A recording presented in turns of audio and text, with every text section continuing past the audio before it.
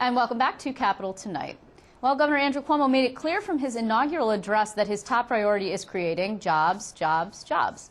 One industry that has been shedding jobs over the past few years has been agriculture, largely because of the dairy price crisis that has forced dozens of farms to shut down. Today, the New York Farm Bureau rolled out a new agenda that they're hoping will help the state's farmers.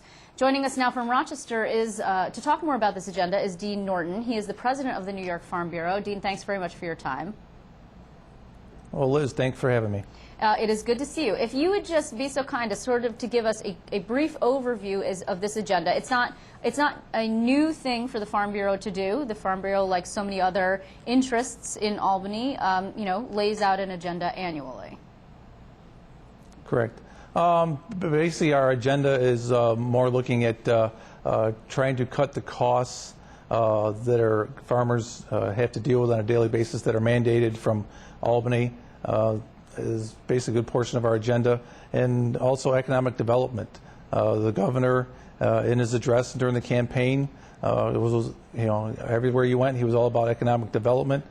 We believe, and after conversations we've had with the lieutenant governor and with the governor Cuomo and his ag agenda, that farmers in upstate New York and Long Island have an important role to play in economic development in New York State. Do you believe that this administration recognizes just how important agriculture is to this state? Because I know a lot of the viewers probably know this, but it's really a very huge economic engine. I mean, aside from New York City, it is one of the largest economic engines in the state.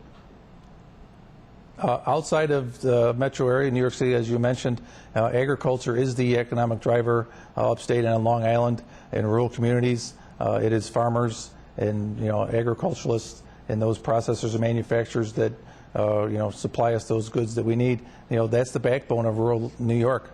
So yes, it's an important industry. Do you believe that the administration recognizes that? I mean, when we saw Andrew Cuomo give his inaugural address and then subsequently his State of the State address, he spoke in broad terms about the economy, as you mentioned, but he didn't specifically say a whole heck of a lot about farms.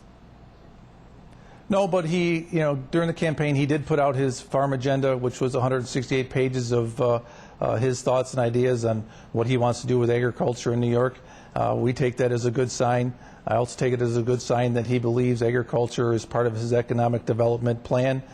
So I believe that he sees agriculture as part of the solution to the problems that we have on upstate and Long Island. Because as we've mentioned so many times on this show, this is really a downstate-dominated government, with the exception of the Lieutenant Governor, Bob Duffy, who's the former mayor of Rochester, of course. We're talking about a governor who grew up in Queens, so maybe he didn't spend all that much time on the farm. No, but we've had good conversations with the Lieutenant Governor.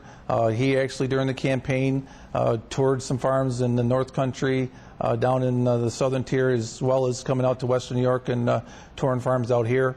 We've had good conversations with him, and I feel we've got a good partnership between the Cuomo administration and the farmers of New York established, and we're just looking to see that come to fruition.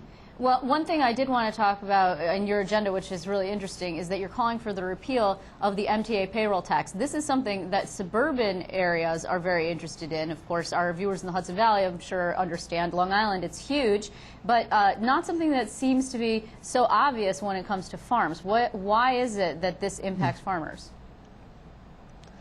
This impacts farmers because they are employers in the MTA region, and they're being required to pay the MTA tax as well as other businesses. But I would ask the question, when was the last time you saw a cow take a train into the city?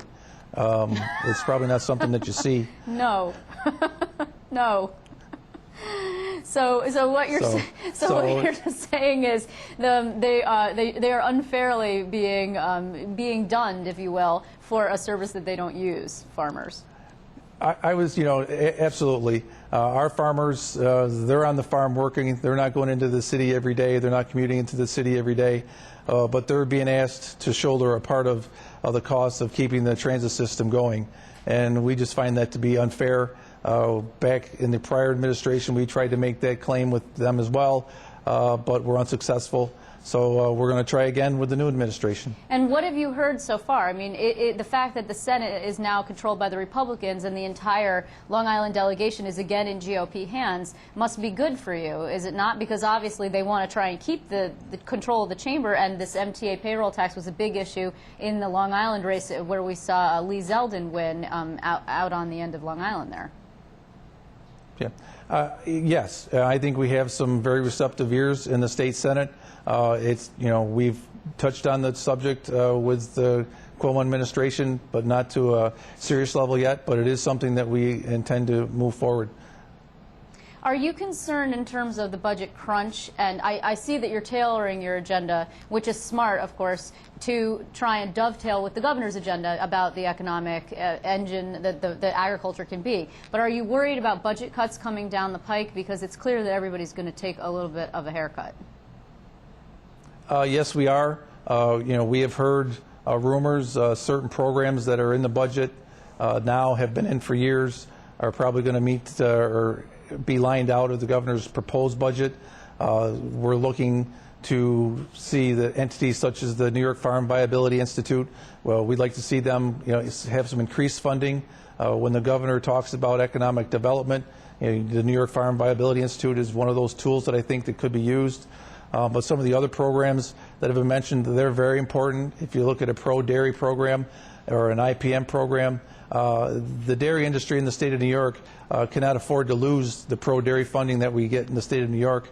We're just starting to come out of some of the doldrums and price crunches that we've seen in the last 2 years, and to see a program such as pro-dairy be zeroed out would be another knock into that dairy industry trying to come back to its possibilities. Well, I want to thank you very much for joining us, Dean Norton, because obviously the farms are something that often get overlooked, and I'm glad that we were able to discuss it tonight. Well, Liz, thank you for the opportunity, and I look forward to coming back and sharing some more thoughts with you.